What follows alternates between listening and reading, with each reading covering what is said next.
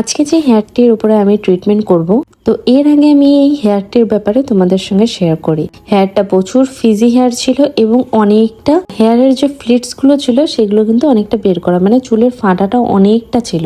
Plus হচ্ছে এই হেয়ারের মধ্যেও প্রচুর পরিমাণে ভ্যাসমোল করে।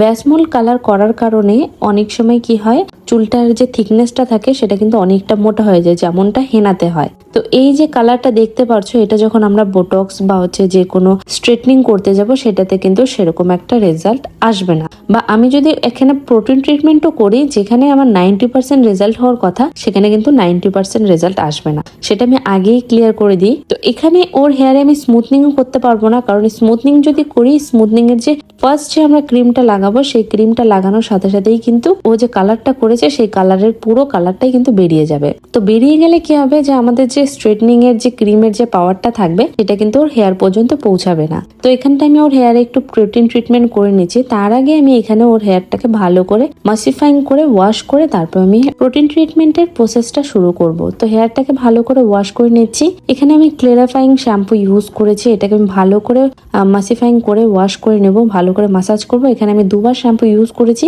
কারণ অনেক ক্লায়েন্টের থাকে যে আগে থেকে অন্য একটা শ্যাম্পু বা হেয়ার প্রচুর অয়েলি রয়েছে, সেই কারণে দুবার যদি শ্যাম্পু করে নাও তাহলে কিন্তু খুব ভালো হয়। তাহলে কিউটিকল গুলো ওপেন হয়ে যাবে এবং এরপরে যে আমরা যখন প্রসেসটা শুরু করব সেটা রেজাল্টও কিন্তু অনেকটা ভালো আসবে। তো আমি এখানটায় ক্রিমটি অ্যাপ্লিকেশন করে নিচ্ছি। অল্প অল্প পরিমাণে আমি ক্রিমটি লাগিয়ে সেটাকে ভালো করে হাত দিয়ে মাসিফাইং করে দেন সেটাকে সেট করে আমি এখানে মাস্ক লাগিয়ে নিয়েছি, হেয়ার মাস্ক। এরপর হেয়ারটাকে ভালো করে ড্রাই করে আমি এখানে স্ট্রেটনিং করে নিয়েছি। স্ট্রেটনিং করার পরে কিছুক্ষণ রেখে আমি তারপর এখানে হেয়ার মাস্ক লাগিয়ে নিয়েছি।